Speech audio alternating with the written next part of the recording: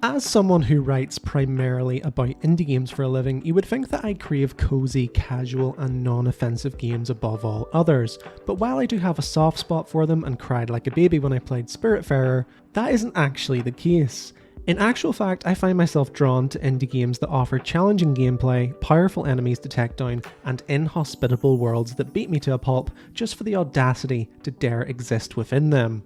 I would love to say that this is an area where indie games are king, but in truth, it's actually an area where AAA games tend to have a leg up on the indie community. Undoubtedly, this ability to provide more refined and nuanced difficulty settings and intuitive difficulty design is down to the higher budgets, the larger teams, and the access to better resources. But through gritted teeth, I have to say, AAA games are just generally pretty good at this. When you think difficult game, you think Dark Souls, and if you don't, you probably should. It's an example of a series that gets so much right in this regard. The mob enemies aren't just lambs to the slaughter and instead offer a unique battle you need to approach with caution. The Soulsborne worlds you inhabit all have unique quirks to catch you off guard, and of course, the bosses are some of the finest in terms of spectacle and design that you will find in all of gaming. I could talk all day about AAA games that get difficulty right, but I want to dig down a little deeper into the minutiae here,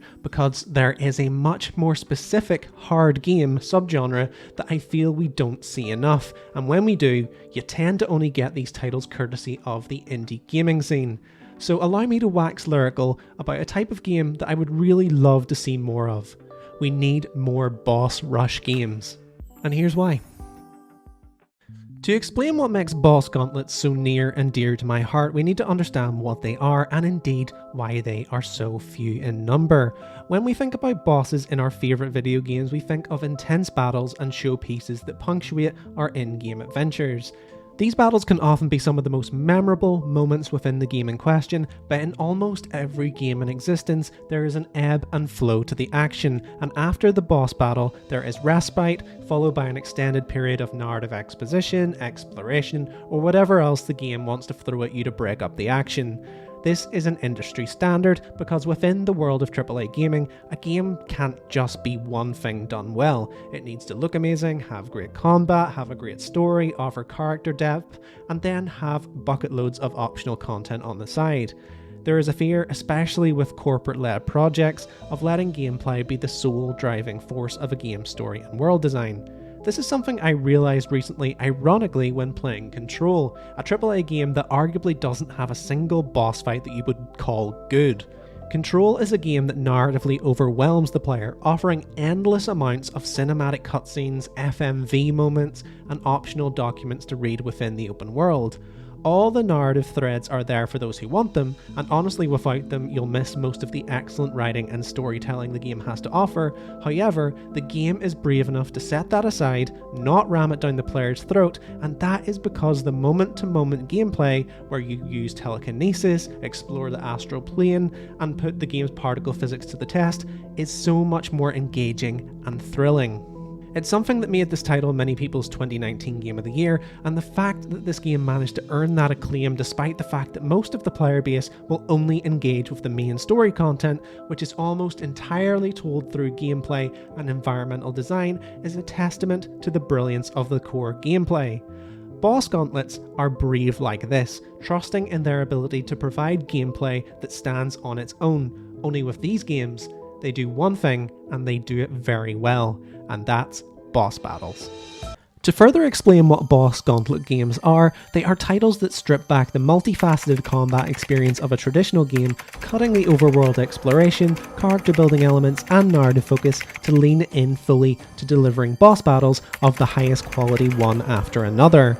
It's not a concept that is completely absent from traditional gaming, but to say that it has been implemented sparingly would be putting it kindly. When I think of popular examples, I think of Lendl in Elden Ring, where the game trades in its open world focus for a string of end game bosses, and I think of the data boss battles in Kingdom Hearts 2 Final Mix, where you must beat all the much tougher versions of Organisation 13's members. However, these are just portions of an otherwise more expansive and layered set of games. What I want from a boss gauntlet game is boss battles and no deviation, and to tell you the truth, there are so few games in existence like this, and to be honest, it's borderline upsetting. Because these games in my eyes are the ultimate challenge, the types of games that test your mettle, force you to master their mechanics, and dig into the minutiae of every attack animation and skill of your enemy. At this point I could break off the discussion and talk about some wonderful examples like Cuphead and its vaudeville boss rush masterclass, or Shadow of the Colossus and its use of the boss rush formula to offer a meta take on boss battles as a feature of gaming. However, if you truly want to know what the best example of a boss rush game is, and why we need more of these, we need to talk about Furi.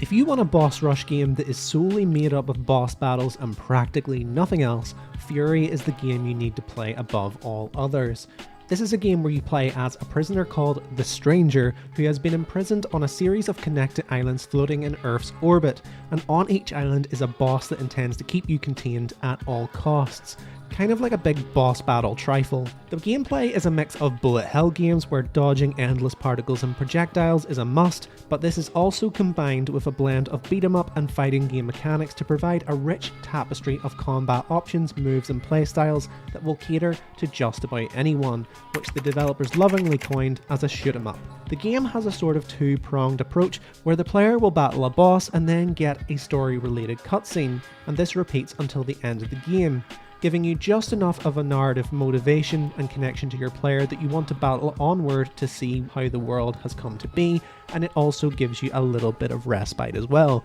However, the fact of the matter is that these story beats are fleeting rewards, as so much of your time will be spent trying to analyse and best the bosses that you encounter. With just 10 bosses within the game to defeat, you would think that there would be a fear that players wouldn't get value for money. But thankfully, the bosses are so meticulously designed with tough patterns to learn, quirks to understand, and multiple phases to master that you'll spend hours at a time trying to break them down. In theory, the game can be finished in about 27 minutes if you're up for speedrunning the game, but the beauty of this boss rush title is that each battle is a puzzle to solve, and that takes time. Finding strategies to evade, attack, parry and perform special moves are so rewarding in this game that never holds your hand and has no off-ramps in terms of difficulty. It's a game that essentially takes the lightning in a bottle that the Souls series captured through its relentless bosses in an era where map markers and fetch quests dominated gaming, and then distills it down even further to ensure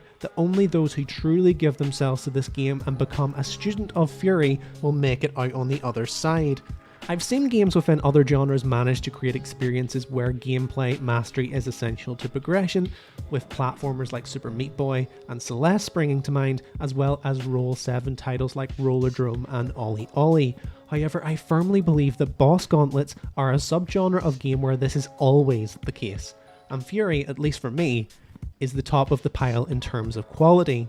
Furi is a game that I admire and adore so much, but it's also a reminder of how few games there are like this in the wild, and it's also a reminder that boss battles outside of perhaps the Soulsborne genre are just not getting the love they deserve in this modern era of gaming.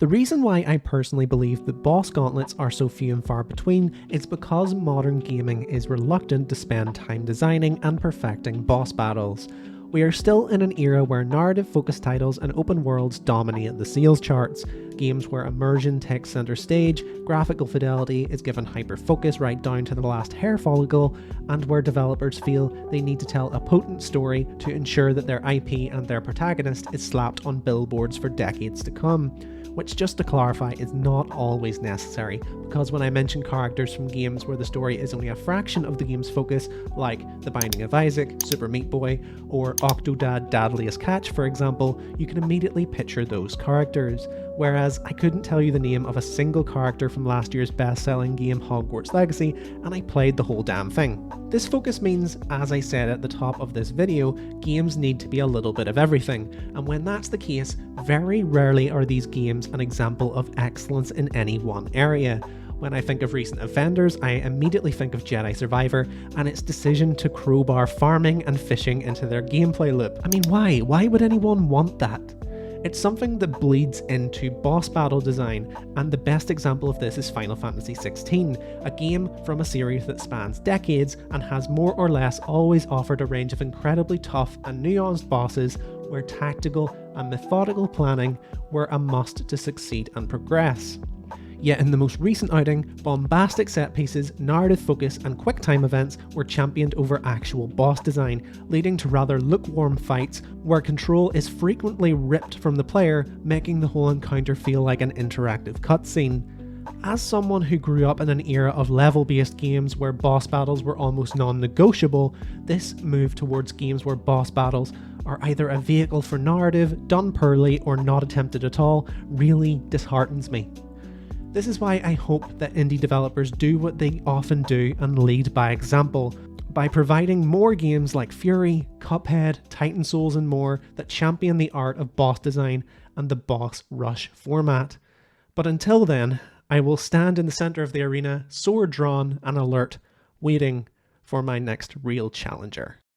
So there you have it guys, my take on why boss rush games are amazing and why we need more of them in the near future. If you like this video, please like and subscribe to the channel and leave a comment down below telling me if you think I'm right, if you think I'm wrong, any boss rush games that we left out, or just literally say hello because it helps with the algorithm, so any comment is helpful. But until next time, I've been Cal and I'll see you next time.